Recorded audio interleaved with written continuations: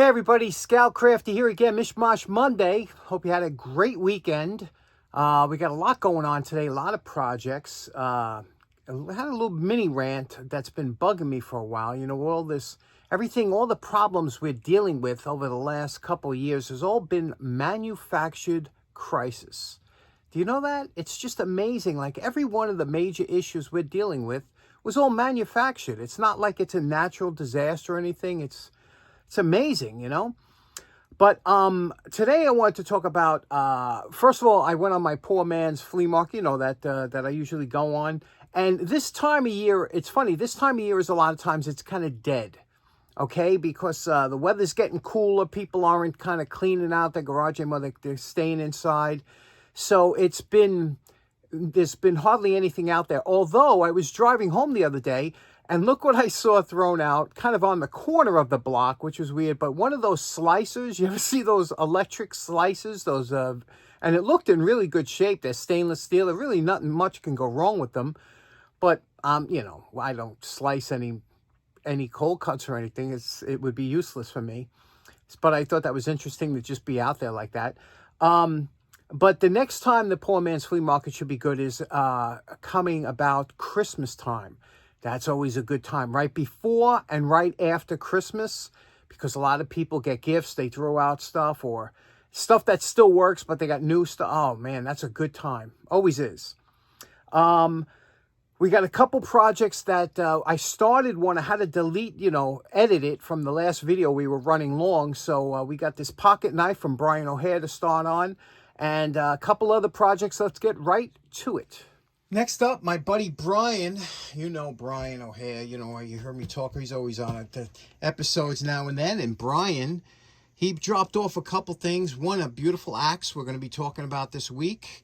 He brought this Boy Scout knife down. But I want to show you this knife because I thought what we would do is we would start on this and maybe finish this one up on Monday's episode. Let me show you. This is a rusted shut, which many times they were if they weren't oiled or whatever. They had a high carbon steel blade. Again, it's a Scout knife, and you can see what. So we're going to open this up. You can't open it with your fingers. You'll rip your nails. So you get a pair of button-style pliers to open this, and let me show you what they are. These are what's known as button-style pliers. These were either my grandfather's or great-grandfather's. They've been in my family forever. I use these all the time to work on the wire wheel and whatnot. Aren't they beautiful? I just love them. I've had them but this is a perfect plier to use to get this open. So when you want to open it, you grip the blade, pull it open, just get it to the point where you can do it with your hand and get the blade open. Be careful, because if you cut yourself with a rusty blade, it's not a good thing. So you can see here it's not too bad. What we want to do, I want to drop this in Evaporust and let that sit for a while, so then we can come back and clean it up. So, but first thing you want to do is open up all the blades. Now, I can't see who makes this, but it's very similar to the Camelus knives that I have that's made in New York. So what we're going to do is we're going to run this real lightly under the wire brush before we put it into the Evaporust, so that it gets all in there. You see that? You see that? That's, you can't really get in there. So just run it under, give it a head start. Okay, this is our light wire brush just to get off some of that rust here. And you can see, now you could take and look and see what you're dealing with. Now, you can see the pitting over here, but look at on this side here. Look at that. That is deep, deep, almost like it was chipped out. Parts of the knife were chipped out. It's very difficult to come, that's so deep in there. However, you can still make this into a user knife or something. You can modify it. You can do whatever you want. You don't have to worry because it's not a valuable knife. But what we'll do is we'll throw it in Evaporust and we'll finish that up on Monday, see how that comes out. Okay, this is 24 hours in Evaporust. You can see what happens now. You see how it blackens the blade and it blackens all the parts that had the metal. It's almost like a conversion. But the thing is, what's nice about the Evaporust, it got all the rust, the deep stuff out of here. And you'll see when we hit it quickly with the wire brush how this all comes off and, makes it shiny again. Let me show you. Now, here we are after the wire brush. You see now you can take a good look. And this is where, remember, these are consumable items. A pocket knife is meant, when it gets worn out or rust like this, it's meant to be replaced. You can't do anything with it. You see how deep the pitting is on here. But we can save it to make it a user knife, something that you can you know, putting maybe a first aid kit or something that you wouldn't carry all the time, but it's good emergency backup. You know, and we'll see what we can do here. Now we'll take it to the belt sander and see if we can get rid of some of the pits and also put it back into service. And then we'll take a wire brush and get in there. So it's coming okay. Now, the key to using, a lot of us use these inexpensive Chinese wire brushes. And, you know, if you use them at any high RPM, these things will fly out of here. So you always got to wear extra eye protection, things like that. However, if you want to get them, these are usable if you use them at a low RPM.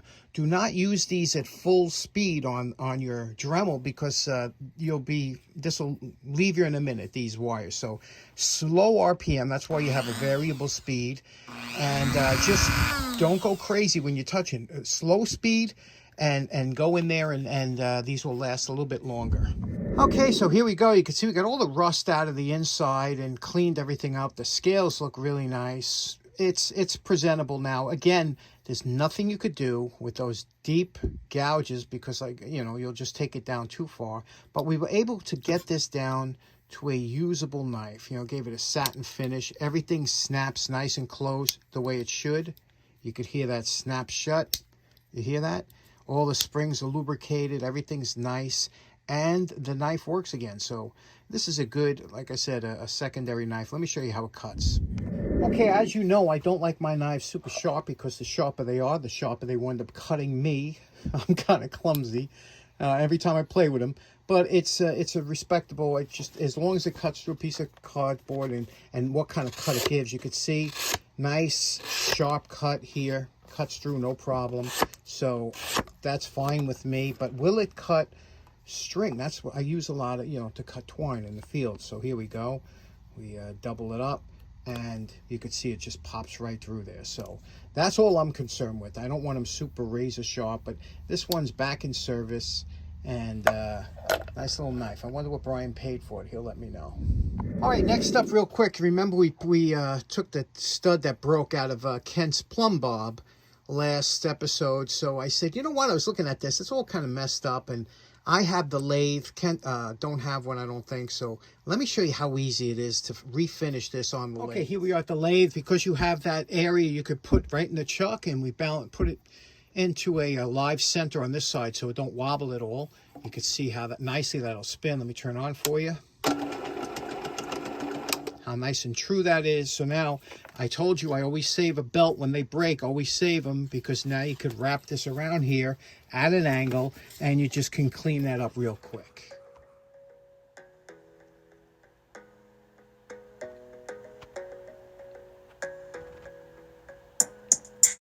Okay, you can see it's a little bit more presentable. You know, I like it. I always like, you know, you can't give a marine brass without having them polishing it up somehow.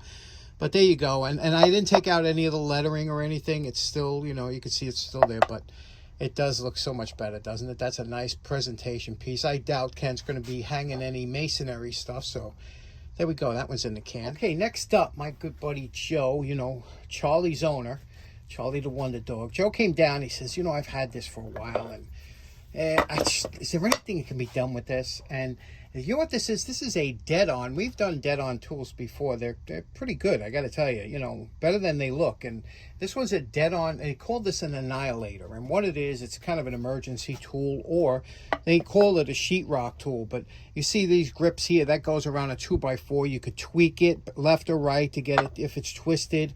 It's got nail pullers. It's got a regular hammer claw here. It's got a hammer on this side. I don't know what this indentation is for.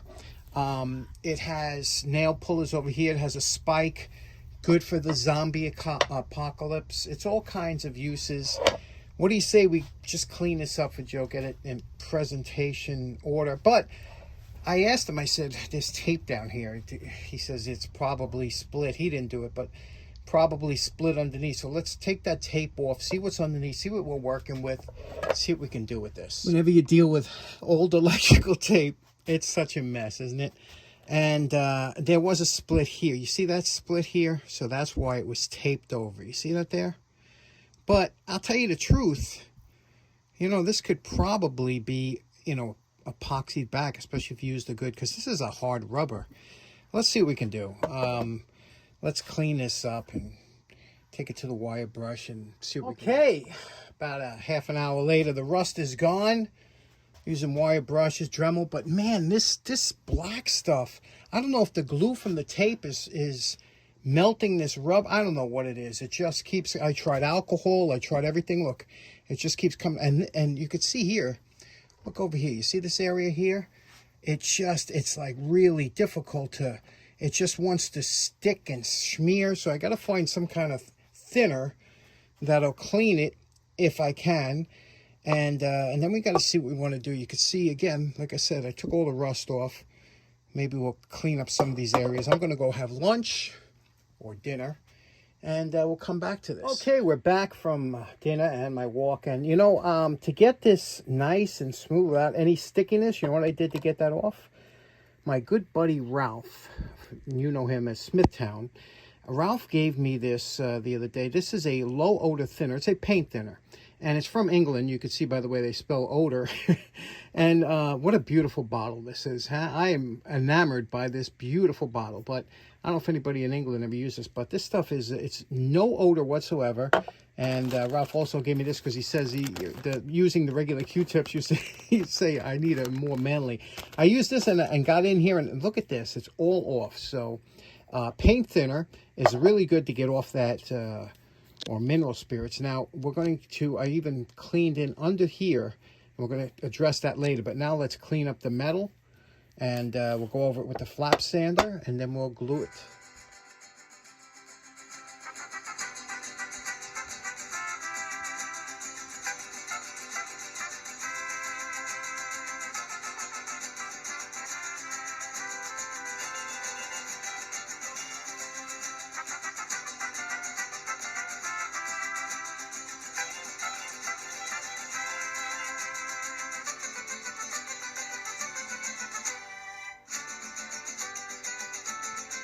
Okay, it's been about 14 hours now, and you could see here this JB Weld, we clamped it down, we squeezed it crack together.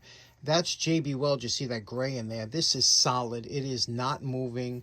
That is a excellent repair. If you've never used JB Weld, a two-part epoxy, this stuff it's like iron, and it sticks to anything. And if you've ever gotten a little bit of this on a hammer handle or something, you'll see it will not come off. You cannot just pop it off, you know, like a wood glue or something. So now if you want to camouflage that a little bit, we'll take a little Sharpie and we'll run a black marker right over. Okay, you see we ran a little black marker over it. It blends in nicely right here, you see? So it looks good. That repair is solid. Now, you know my favorite part. Remember what Joe's dead-on Annihilator looked like before we started. And we're calling this project done. Excellent project to work on. This was a lot of fun. You can see the way the handle came out. I wiped it down with a little 50-50 mineral oil and Vaseline. And you can see the repair on here is just lovely. That thing is solid. It will not come apart. In fact, if you have to take that grip off, you're going to have to chisel it off. Took it off, cleaned everything up, all the marks that were there, sanded them all out. Over here, we left the bluing on here. This used to be in a pocket for their emblem, which is long gone. But over here, you can see here, we left this all with the original bluing. We painted it black in there after we took out all the rust. Same thing back here. Look at this, you know, it's just... all these angles and everything I kept the same. This is just a nice tool. Now, they're rated very high, but the newer ones don't seem to have the same rating as the original model. This is the original model. And I think the newer ones, some people are complaining they're not quite, the fit and finish isn't there. But like I said, it's rated as a high tool for the people that use them. A lot of construction people use them. But, you know, with this point on here, some of the safety Sallies were getting a little nervous. But there we go. I think Joe will be happy to have this and keep it somewhere where it's not so exposed to the weather. Excellent project. Okay, so in closing, this was actually my favorite type of projects. As you know, I love taking tools from the brink of being, you know, unserviceable and bringing them back and putting them back into service. That's my favorite part of this hobby, you know, and... so I'm glad we got to work on these two projects today. I hope you enjoyed them. Thanks so much for tuning in. Have a great rest of your week. We'll see you again on Wednesday. Take care. Bye-bye.